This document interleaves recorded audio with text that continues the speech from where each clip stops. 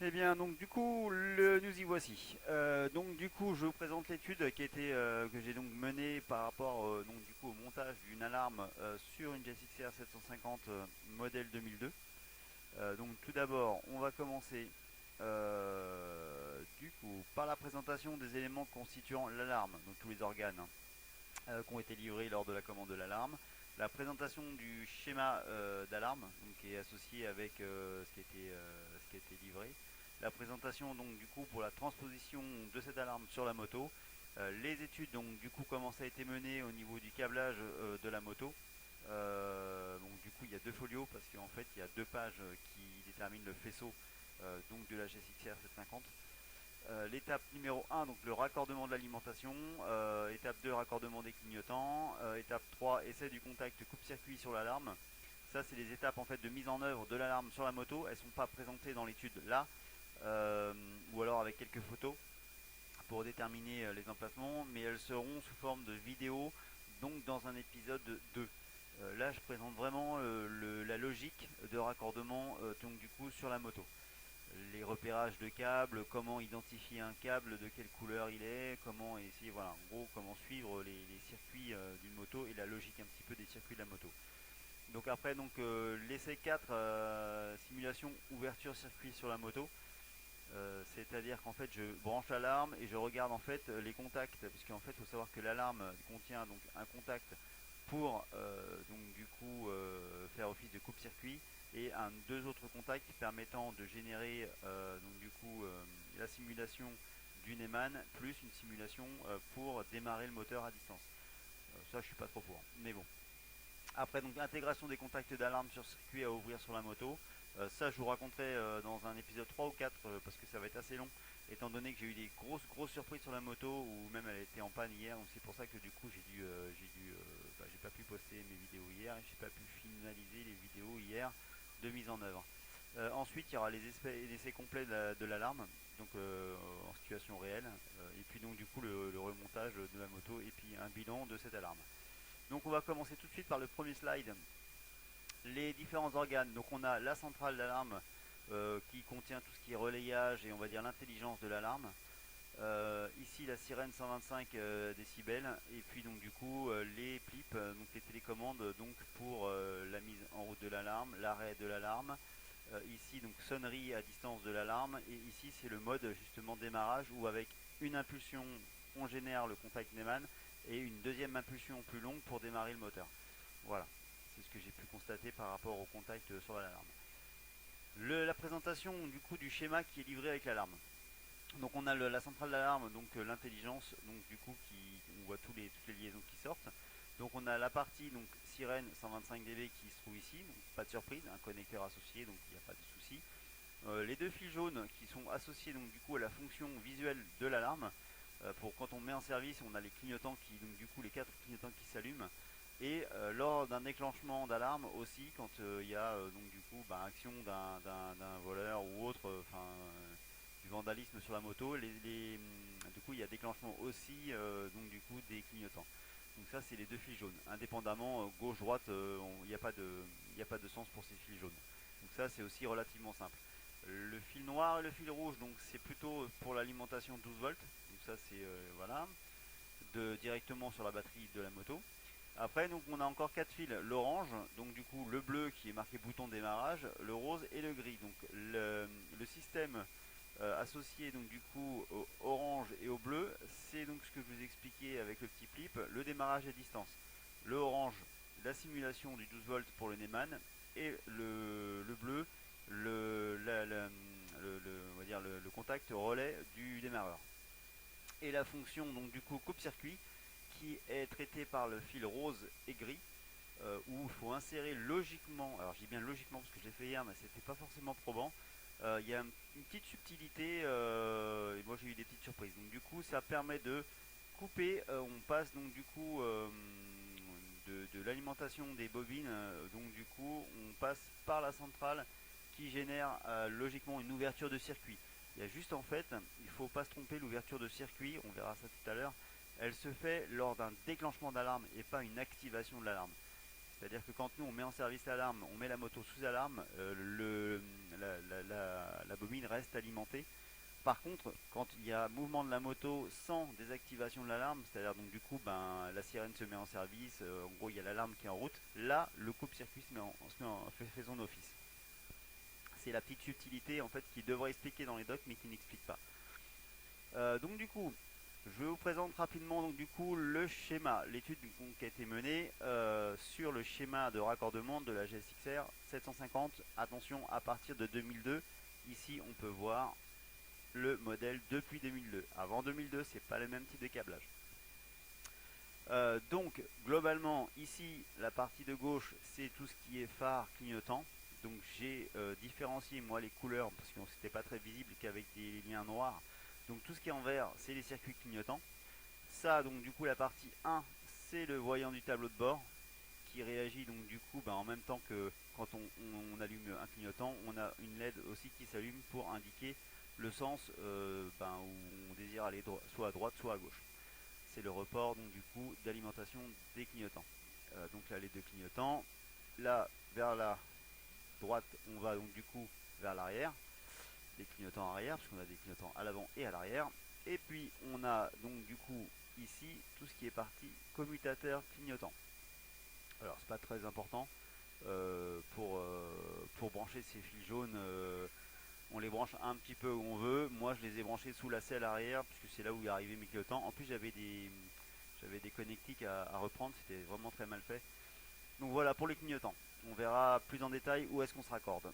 Après on a donc la fonction contact clé Neumann qui se trouve ici dans la doc au point 4 avec l'arrivée du courant qui se fait dans le sens des flèches rouges là, donc par là, et après ça ressort sur différents organes de la moto qui viennent alimenter plusieurs relais pour alimenter notamment la pompe à essence, les phares, le circuit électrique un petit peu global.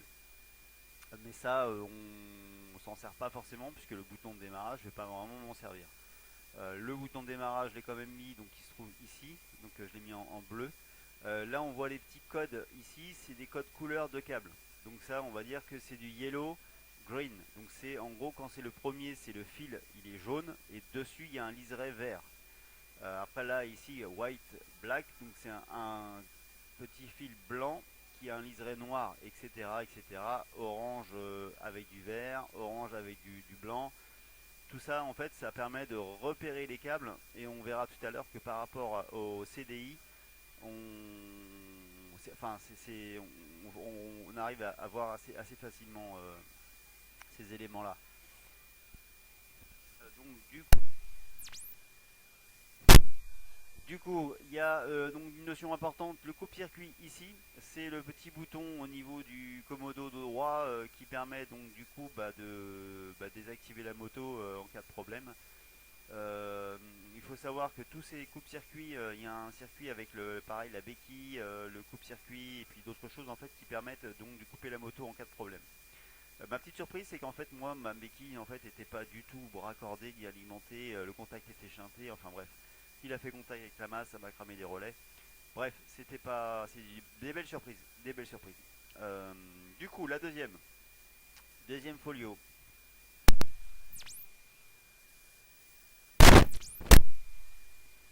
Le deuxième folio. Donc du coup, on arrive avec les liaisons, donc du coup les verts, comme tout à l'heure on s'était dit, les clignotants. Donc on arrive directement sur le clignotant arrière droit, arrière gauche. Donc c'était marqué. Fil jaune de l'alarme, on vient se raccorder ici, petite pastille. Fil jaune de l'alarme, on vient se raccorder ici. Le 12 volts, la batterie, donc du coup de l'alarme, le plus, il vient se raccorder sur le plus, le moins sur le moins, jusque là pas de surprise. Là on peut dire que sur un mode simplifié, et j'ai vu d'autres tutos, effectivement, ils expliquent bien que pour raccorder une alarme version simple, c'est-à-dire qu'en fait anti-mouvement de la moto, anti-soulèvement, etc., ce raccordement suffit. Plus, moins, les deux clignotants et la sirène. Et là on a déjà une alarme active. Par contre, après, c'est vrai qu'on n'a pas le coupe-circuit. Donc ça, c'est justement la petite subtilité supplémentaire. On a la partie, donc du coup, relais démarreur avec fusible, raccordement du fil orange, alarme sur R, et fil bleu sur, voilà, yellow, green.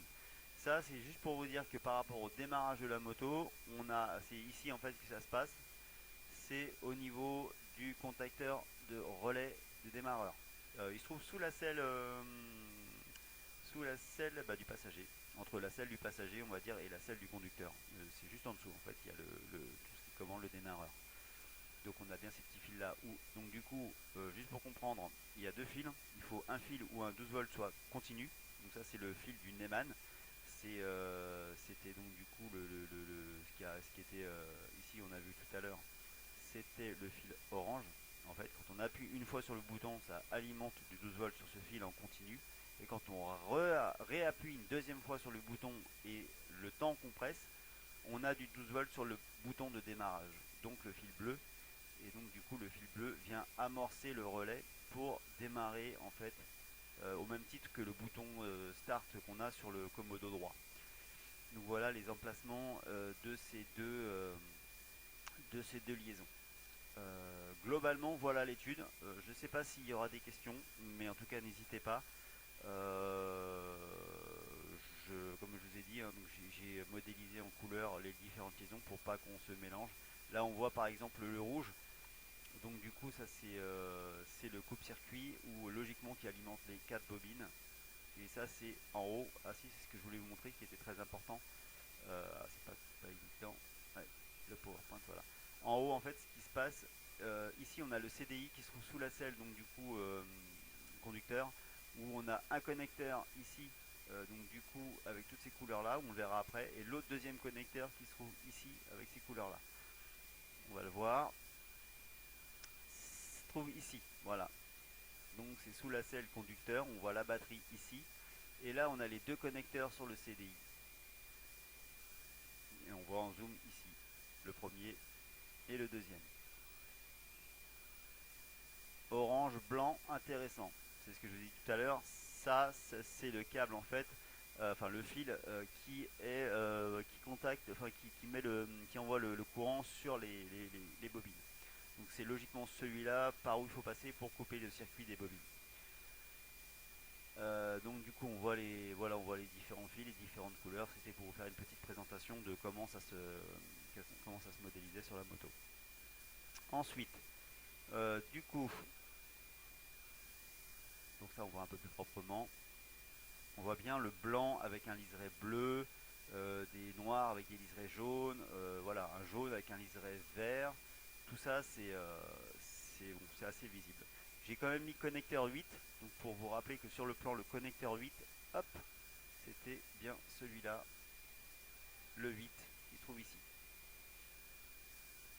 Alors si on veut vraiment se repérer, quel connecteur correspond à quel connecteur, vous avez donc le gros connecteur sur le 8, donc du coup qui se trouve sur la partie gauche. J'ai fait un petit repérage de couleurs pour savoir si je retrouvais bien mes couleurs. Donc on a bien du black, du yellow, du gris avec un liseré blanc. Là on voit black, yellow, gris, liseré blanc, etc. etc. C'est en suivant. Donc le orange qui nous intéressait tout à l'heure, orange, liseré blanc, il se trouve bien sur ce gros connecteur. Et là l'autre partie en fait se trouve sur l'autre connecteur du CDI. Donc là j'ai fait quelques petits repérages pour bien vous dire que ça correspondait bien avec des petits traits. Donc voilà, celui-là le bleu vert, bon bah il est là, bleu liseré vert, on le voit là. Notre orange liseré blanc il se trouve ici. Et voilà, on a tout un tas de correspondances. Et sur la partie de droite, donc sur le petit connecteur, on a aussi les mêmes correspondances pour dire qu'on est sûr de ne pas se tromper. On est bien dans le cadre où il y a un connecteur à gauche et un connecteur à droite. Même sur le plan, ça a bien été modélisé comme ça. Donc ensuite, nous avons donc en fait maintenant tout en gros tout est repéré. Donc cette vidéo là d'étude se termine. La suite sera sur une vidéo donc du coup qui sera donc du montage des différentes étapes du montage de l'alarme. Voilà, je vous souhaite donc du coup une bonne journée et en espérant que ces tutos en tout cas cette étude aura été utile et n'hésitez pas à me poser des questions.